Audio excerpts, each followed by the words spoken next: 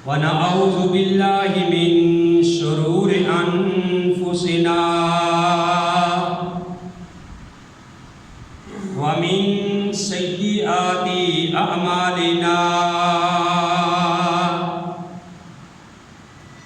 من يهده الله فلا مضل له ومن يضلل فلا هادي له ونشهد أن لا إله إلا الله وحده لا شريك له وأشهد أن محمدا عبده ورسوله أما بعد فأعوذ بالله السميع العليم من الشيطان الرجيم بسم الله الرحمن الرحيم قال الله تبارك وتعالى في سورة المجادلة أولئك كتب في قلوبهم الإيمان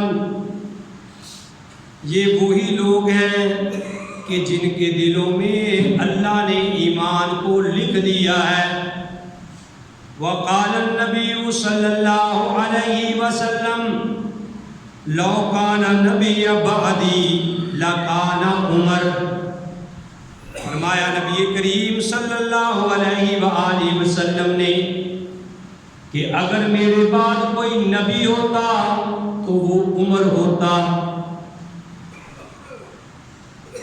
محمد کی جس دل میں الفت نہ ہوگی سمجھ لو کہ قسمت میں جنت نہ ہوگی بھٹکتا رہا ہے بھٹکتا رہے گا محمد سے جس کو عقیدت نہ ہوگی حضرات حمد و ثنا کے بعد لاکھوں اور کروڑوں درود السلام امام الانبیاء امام القبلتین امام الثقلین امام الحرمین امام اعظم مرشد اعظم رہبر اعظم آمنہ کے لال عبداللہ کے در یتیم ساری کائنات کے سردار محمد رسول اللہ صلی اللہ علیہ وآلہ وسلم کی ذات گرامی میں حضرات وقت کی نزاکت کے پیش نظر میں زیادہ تمہید اور تفصیل کی طرف نہیں جانا چاہتا میں نے خطبہ بھی مختصر کیا ہے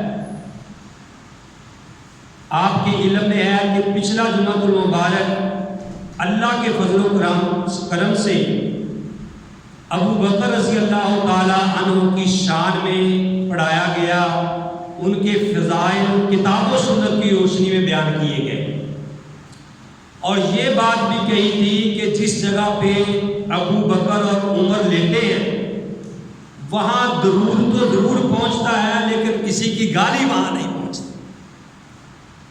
آج اللہ کے فضل و کرم سے حضرت عمر فاروق سب کہہ دو رضی اللہ تعالیٰ عنہ ان کا مقام ان کی شان مختصر وقت میں بیان کی جائے میں نے آپ کے سامنے سورہ مجادلہ ہے اس کی آیت نمبر 22 پارہ نمبر 28 اس کی ایک نہایت مختصر آیت تلاوت کی ہے اس میں اللہ نے فرمایا کہ اولئک کتب فی قلوبہم الایمان کہ یہ جو نبی کے صحابہ ہیں ان کے دلوں میں اللہ نے ایمان کو لکھ دیا ہے اور چونکہ میں نے آج عمر رضی اللہ تعالیٰ عنہ پہ بات کرنی ہے عمر رضی اللہ تعالیٰ عنہ کے بارے میں پیارے نبی علیہ السلام نے ارشاد فرمایا صحیح حدیث ہے فرمایا لو کانا نبی بعد نبی کے بعد اب کسی نے نبی نہیں بننا کوئی نبی نہیں آئے گا آپ خاتم النبیین ہیں لیکن آپ نے فرمایا کہ اگر میرے بعد کوئی نبی ہوتا ہونا نہیں ہے قیامت تک کوئی نبی اب آ نہیں سکتا ہے آپ نے فرمایا لو کانا، اگر ہوتا، آپ نے فرمایا لو کانا نبی بعدی، اگر میرے بعد کوئی نبی ہوتا لکانا عمر، تو وہ عمر رضی اللہ تعالیٰ عنہ ہوتے۔ اور پیارے نبی علیہ الصلوۃ والسلام نے عمر رضی اللہ تعالیٰ عنہ کے بارے میں فرمایا کہ عمر وہ ہے کہ وہ جس گلی سے گزر جائے، جس راستے سے عمر آ رہا ہو، وہ راستہ شیطان بھی چھوڑ دیتا ہے۔ ذرا غور کیجئے کہ جس راستے پہ عمر آ رہا ہو رضی اللہ تعالیٰ عنہ، شیطان وہ راستہ چھوڑ دیتا ہے کہ اب اس راستے میں میرا بس نہیں چلے گا۔ عمر کی اتنی دہشت ہے کہ شیطان بھی اپنا راستہ چھوڑ کے کسی اور بازار کی طرف چلے جاتا ہے۔ اور الحمدللہ آپ کو یہ بات بتلائی ہے کہ دنیا کا نظام تو درہم برہم ہو سکتا ہے، پیارے نبی علیہ الصلوۃ والسلام کی زبان مبارک سے نکلی ہوئی بات غلط نہیں ہو سکتی۔ آج بھی اللہ تعالیٰ آپ سب کو بیت اللہ کی زیارت نصیب فرمائے، مسجد نبوی کی زیارت نصیب فرمائے۔ جو وہاں مسجد نبوی کے دروازوں کے نام رکھے گئے ہیں نا، اور جو وہاں بیت اللہ کے دروازوں کے نام رکھے گئے ہیں، اور کیونکہ کسی باب دروازے کا نام باب عبدالعزیز ہے، کسی دروازے کا نام باب السلام ہے، ماشاءاللہ کافی آپ نے ساتھی حج کر کے آئے ہیں۔ افضل صاحب آپ کو بھی پتا ہوگا، طارق صاحب، دیگر ساتھیوں کو، بشیر صاحب تو ماشاءاللہ رہتے ہی وہاں ہیں، کہ وہاں مختلف دروازوں کے نام ہیں، اور ایک دروازے کا نام باب عمر بھی ہے، ایک دروازے کا نام باب عمر ہے۔ تو کچھ لوگ ایسے ہیں، میں نام نہیں لینا چاہتا، کچھ لوگ ایسے ہیں کہ وہ ادھر ادھر کے دروازوں سے گزر کے بیت اللہ میں مسجد نبوی میں داخل ہوتے ہیں، لیکن جس دروازے پہ عمر لکھا ہوا ہے اب وہ اس دروازے سے داخل نہیں ہوتے۔ کیوں نہیں ہوتے؟ ان کا کوئی قصور نہیں، کیونکہ امام الانبیاء محمد رسول اللہ صلی اللہ علیہ وسلم عمر کے بارے میں فرما گئے ہیں کہ جس جگہ پہ عمر ہو وہاں شیطان داخل نہیں ہو سکتا۔ عمر کی دہشت ہی اتنی ہے، ان کی ہیبت ہی اتنی ہے۔ تو میں بھائیوں بتا رہا تھا حضرت عمر رضی اللہ تعالی عنہ کے بارے میں کہ ان کی شان، ان کا مقام اتنا ہے کہ جو وہ خواہش دل میں کرتے ہیں اللہ وہ قرآن بنا کے نازل کر دیتا ہے۔ حضرت عمر نے ایک بار کہا یا رسول اللہ صلی اللہ علیہ وسلم، میری خواہش ہے کہ مقام ابراہیم کو مسلح نہ بنا دیا جائے۔ تو اللہ احکم الحاکمین نے قرآن بنا کے نازل کر دیا، جبریل کو بھیج دیا کہ جاؤ میرے نبی کو جا کے بتا دو وَاتَّخِذُوا مِن مقام ابراہیم مصلی،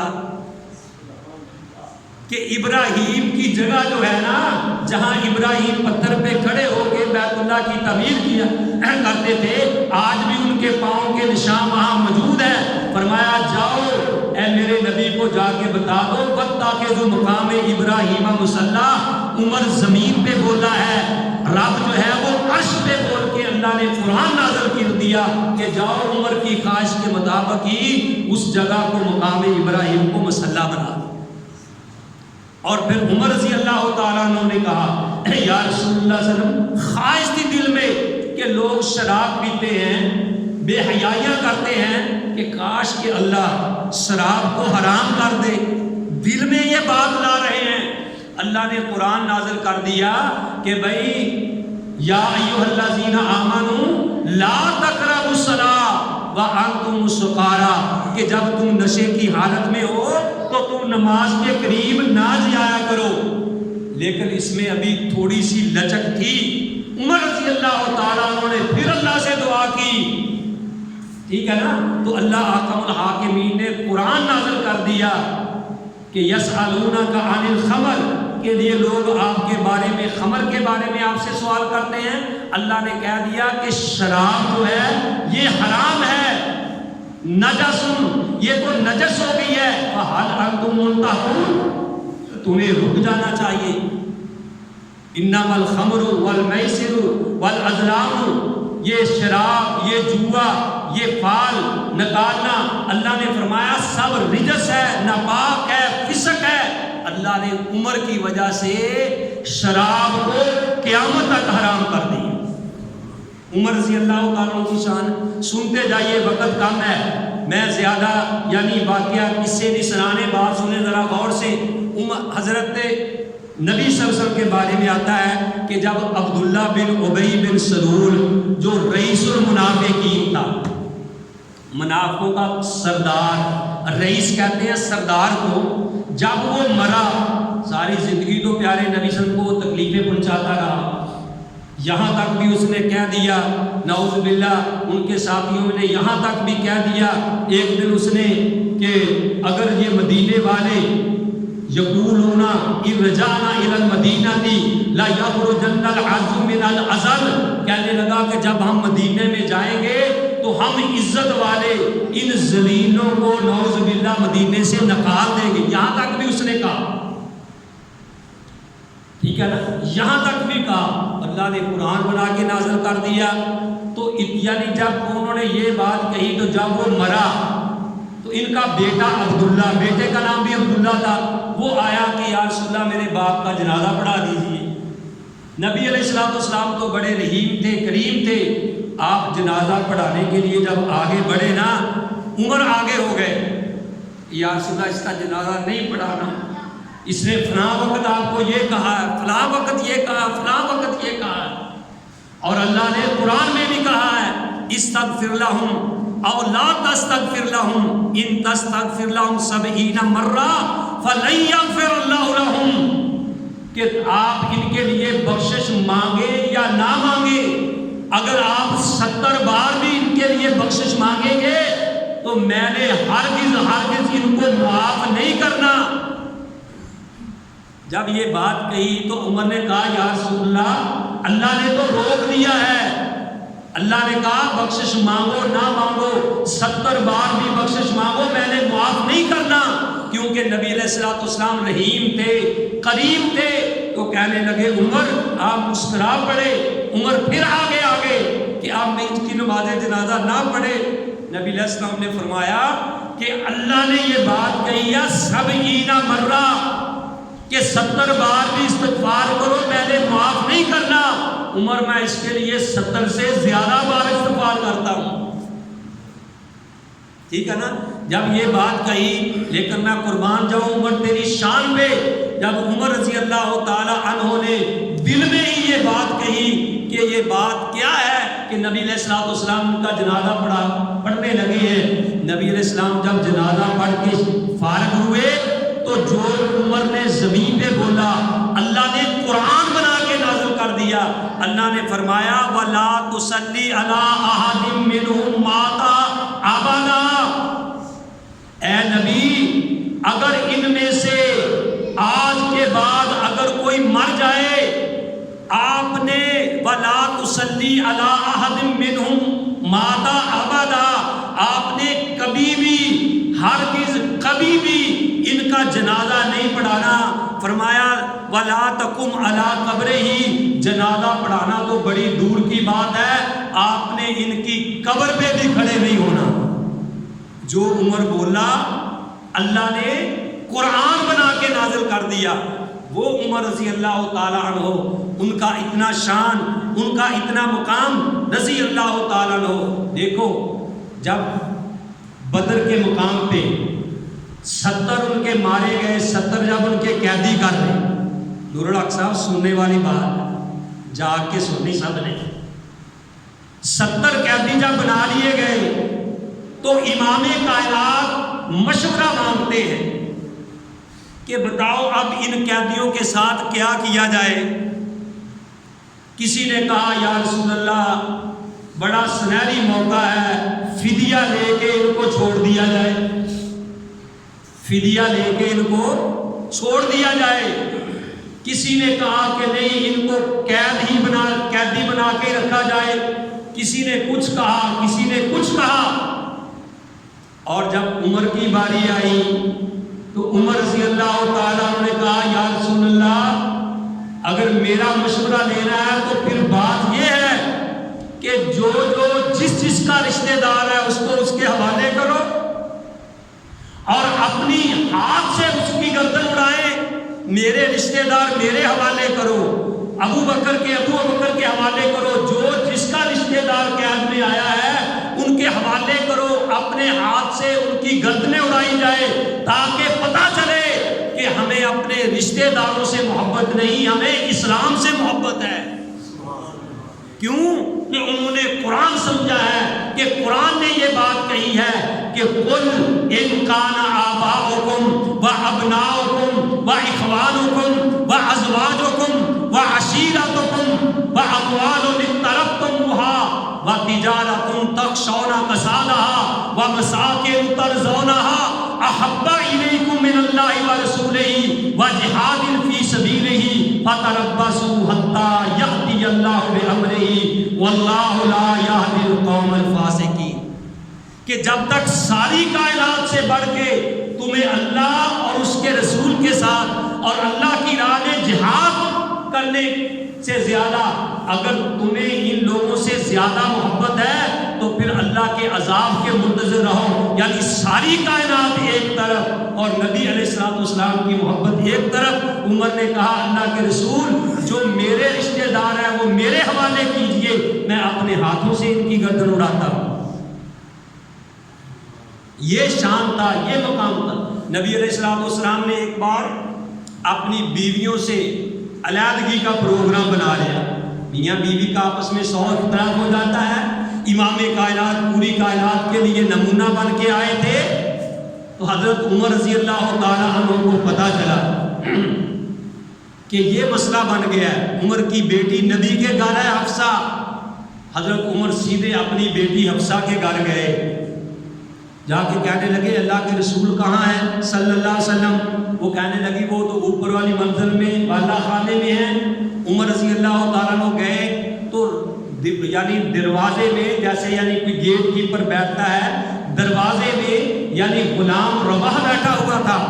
عمر نے کہا کہ میں آنا چاہتا ہوں، رباح نے اجازت نہ دی، نبی کی طرف سے اجازت نہیں تھی.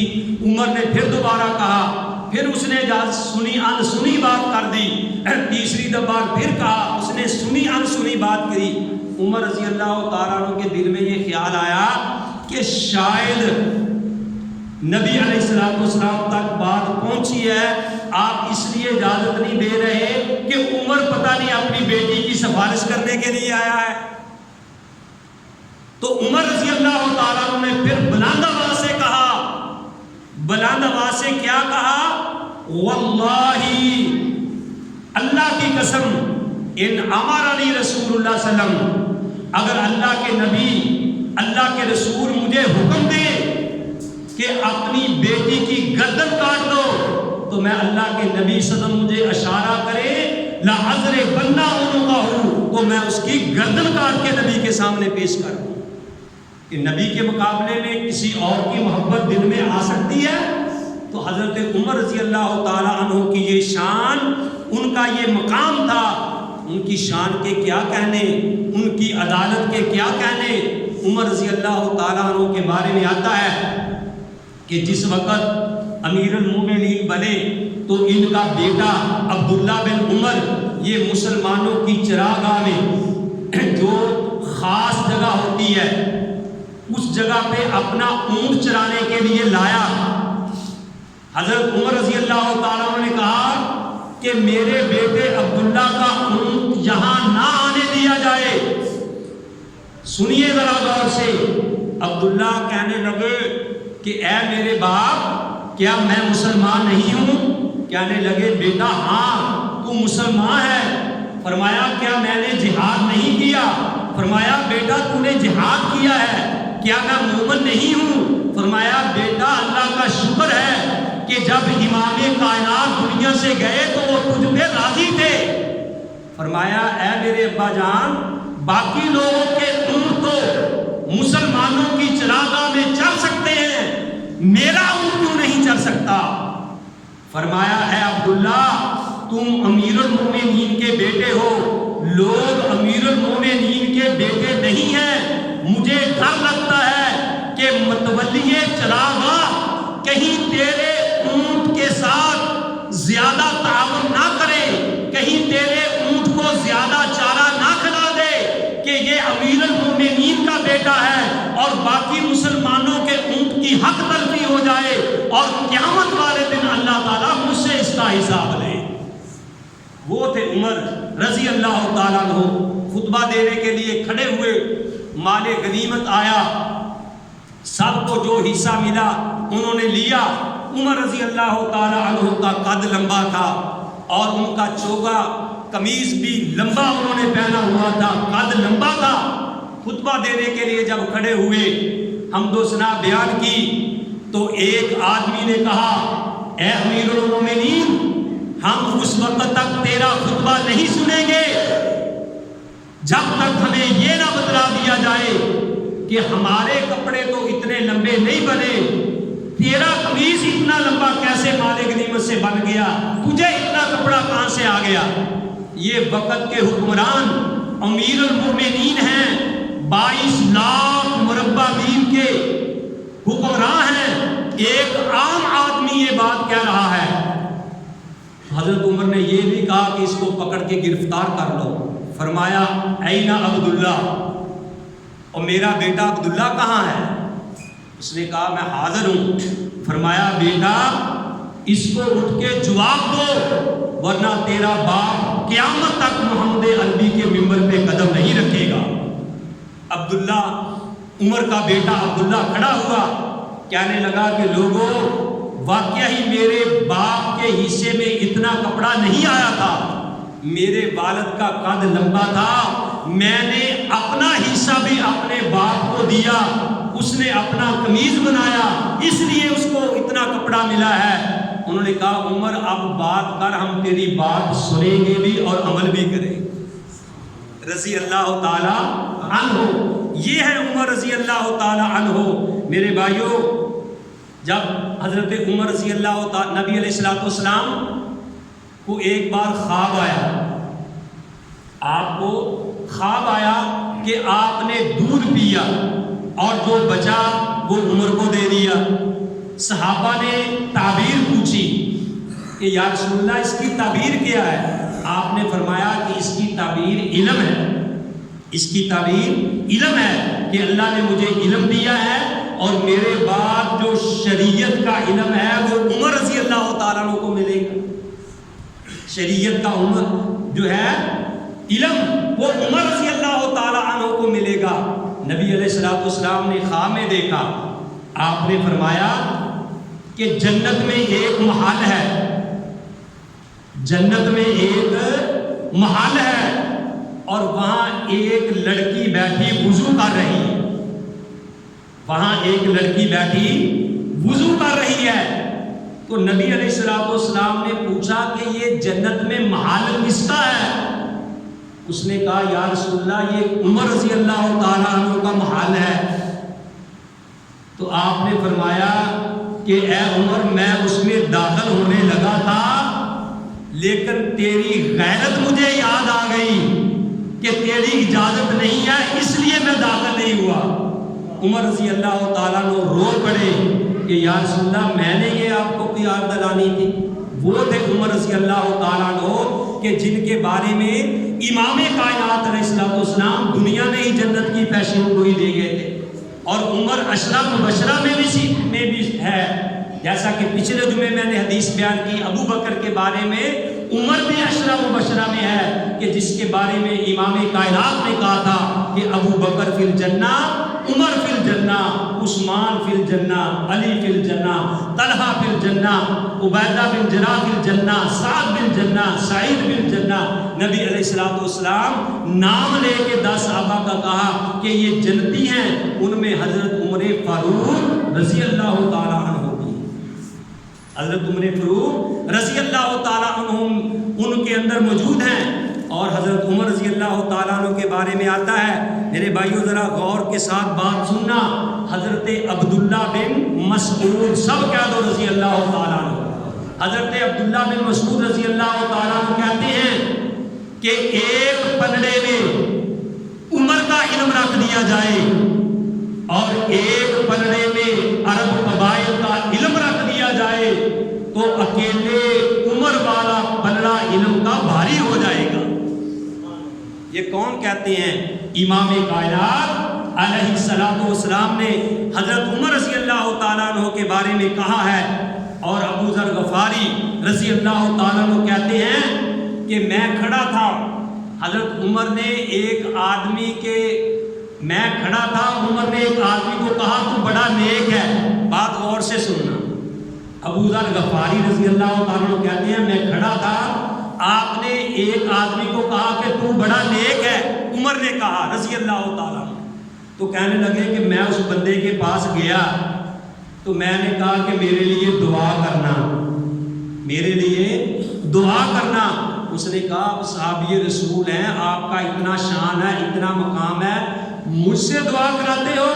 کہنے لگے ہاں میرے لیے دعا کرنا۔ اس نے کہا ماجرا کیا ہے؟ اس نے کہا کہ اس لیے کہ میں نے عمر رضی اللہ تعالیٰ عنہ سے سنا ہے کہ وہ آپ کو کہتے ہیں نیک ہے، کیونکہ امام کائنات علیہ الصلوۃ والسلام نے ارشاد فرمایا کہ عمر کی زبان سے سوائے حق کے اور کوئی بات نکلتی نہیں۔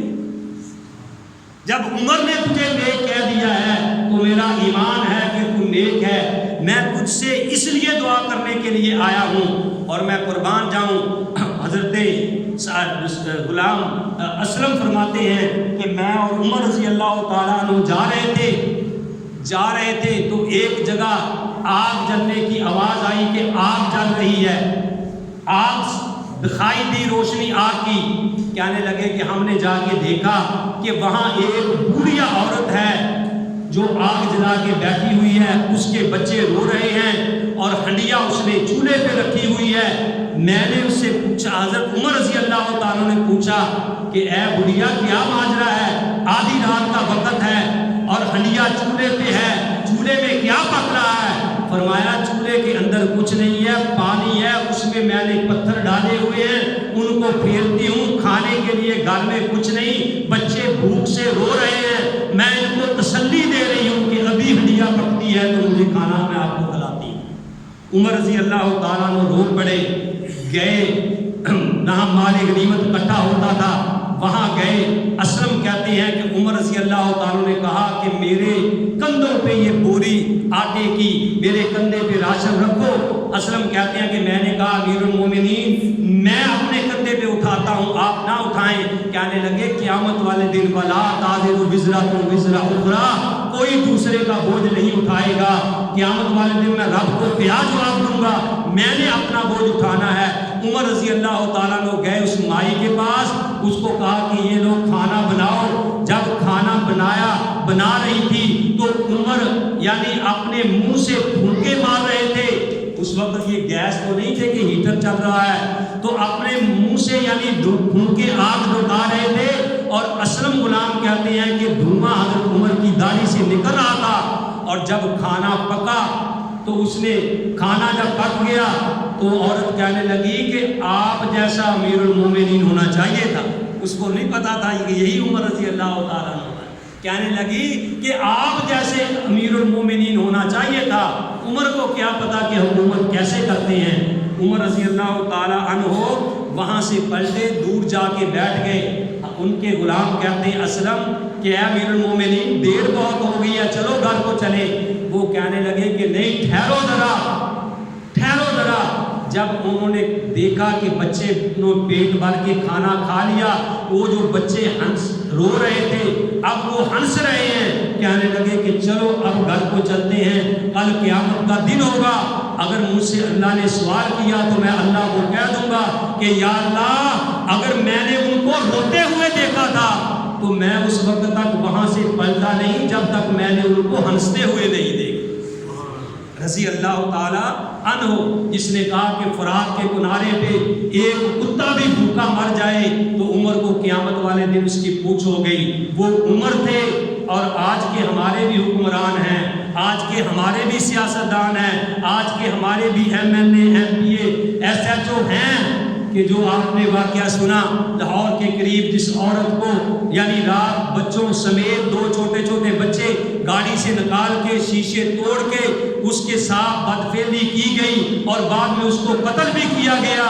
میرے بھائیوں یہ ہمارا ملک ہے، یہ ہمارا ملک پاکستان ہے، اور وہ عمر رضی اللہ تعالیٰ عنہ تھے کہ جو ساری یعنی دنیا پہ ان کی ہیبت تھی اور اس طریقے سے انہوں نے انصاف کیا۔ وہ عمر رضی اللہ تعالیٰ عنہ کہ جب زمین پہ بولتے تھے اللہ آسمان سے قرآن نازل کر دیتا تھا، 3 دن تک خون سمیت ہی، کیونکہ جو زخم دیا گیا نمازیں 3 دن تک پڑھتے رہے، اور تھوڑی سی جب ہوش آئی تو اس وقت کہنے لگے کہ لوگوں لا سہما فی الاسلام لمن لا صلاۃ لہ، اس بندے کا کوئی دین میں حصہ نہیں جو نماز نہیں پڑھتا۔ اور 3 دن کے بعد اپنے بیٹے کو کہنے لگے یا زعراسی علی تراب، اے میرے بیٹے اب اتنی کمزوری ہو گئی ہے کہ سجدہ بھی نہیں ہو سکتا، میرا سر سجدے میں رکھ دو، ہو سکتا ہے کہ عمر کی ساری زندگی کی نیکیاں کام نہ آئیں اور آخری سجدہ اللہ کے ہاں کام آ جائے۔ وہ ہے عمر رضی اللہ تعالی عنہ۔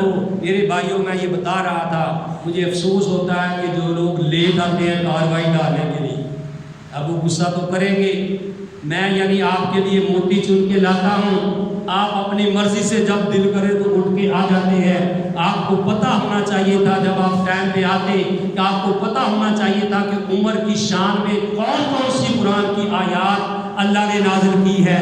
وَاتَّخِذُوا مقام ابراہیم مصلی، اللہ نے عمر کی وجہ سے نازل کی۔ یا ایھا الذین آمنوا لا تقربوا الصلاۃ وانتم سکارى، کہ اے ایمان والو تم نماز کے قریب نہ جانا جب نشے کی حالت میں ہو۔ عمر رضی اللہ تعالیٰ عنہ کی وجہ سے نازل ہوئی لا تصلی علی احد منهم مات ابدا، ان کا کبھی بھی نماز جنازہ نہ پڑھنا منافقوں کا، اور نہ ان کی قبر پہ کھڑے ہونا، عمر کی وجہ سے یہ نازل ہوئی۔ میرے بھائیوں اللہ نے عمر جو بولے اللہ نے قرآن بنا کے نازل کر دیا۔ اللہ احکم الحاکمین سے دعا ہے کہ اللہ تعالی ہم سب کو صحیح معنوں میں صحابہ کی عزت کرنے کی توفیق نصیب فرمائے، حضرت عمر رضی اللہ تعالیٰ عنہ جیسا ایمان پیدا فرمائے، ان جیسا عدل پیدا فرمائے۔ اگر ویسے آج حکمران آ جائیں تو میرے بھائیوں ہمیں بھی سکون مل جائے، الحمدللہ دنیا میں امن آ جائے۔ کیوں کہ انہوں نے قرآن کو زمین پہ نازل کر دیا تھا، اس لیے انہوں نے کہا تھا کہ ان الہیبۃ فی السماء، کہ لوگوں حیبت جو ہے وہ اللہ آسمانوں میں یعنی بندے کے دل میں جو ہے وہ ڈال دیتا ہے کسی کی جب وہ قرآن پہ عمل کرتا ہے۔ اللہ سے دعا ہے کہ اللہ تعالیٰ ہم سب کو صحیح معنوں میں کتاب و سنت پہ عمل کرنے کی توفیق نصیب فرمائے۔ وما علیہ الا البلاغ المبین۔ آئندہ جمعۃ المبارک کا خطبہ انشاءاللہ الرحمن حضرت عثمان غنی رضی اللہ تعالیٰ عنہ کی شان میں پڑھایا جائے گا۔ وما علیہ الا